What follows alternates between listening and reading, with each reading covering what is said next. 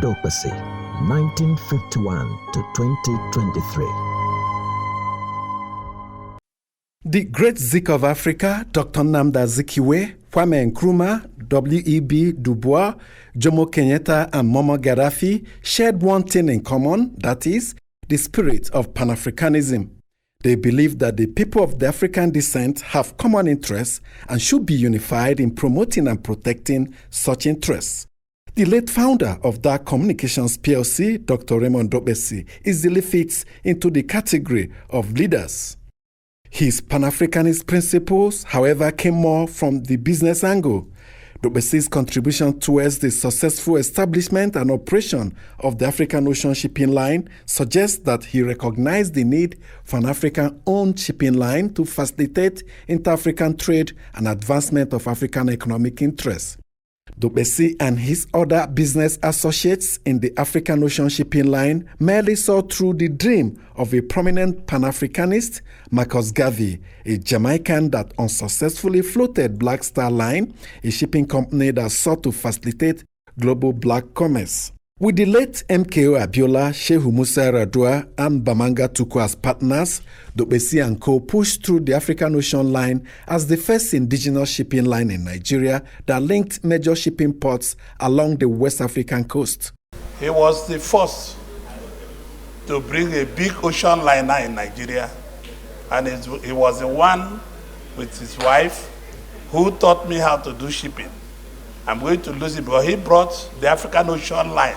I learned how to do shipping from Chief DOKPESI and the wife. He pioneered shipping on the continent, so that shows you the breadth of his ideas.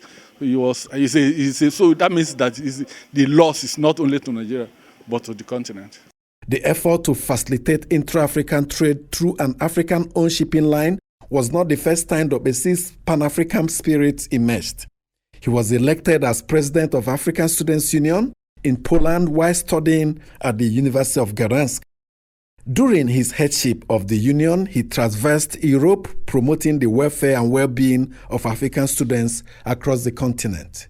The greatest manifestation of Pan-African spirit in Raymond DOKPESI was represented in the establishment of Africa Independent Television, a broadcast organization whose sole objective was to share the African experience. I look at him as somebody who opened the space to the entire African nation.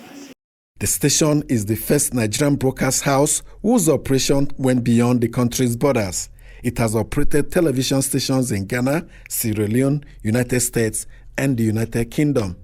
AIT as an organization has a lot of programs that promoted Africanism and the need for us to see ourselves, as who we are and be conscious of, and be proud of the fact that we're Africans and, do that which will promote Africanism.